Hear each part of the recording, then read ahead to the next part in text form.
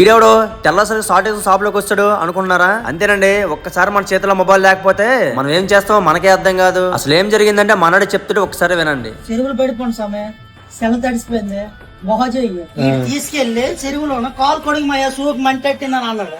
వెళ్ళాను అదండి మ్యాటర్.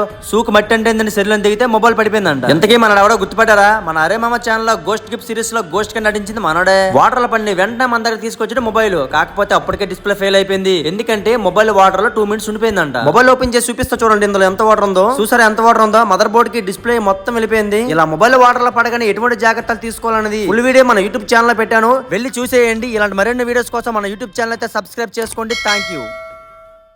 ఈడెవడో తెల్లసరి షార్టేజ్ షాప్ లోకి వస్తాడు అనుకుంటున్నారా? అంతేనండి, ఒక్కసారి మన చేతిలో మొబైల్ లేకపోతే మనం ఏం చేస్తామో మనకే అర్థం కాదు. అసలు ఏం జరిగిందంటే మనడే చెప్తాడు, ఒకసారి వినండి. చెరువులు పడిపోండి సమయ సెల తడిసిపోయింది మొహజయ్యి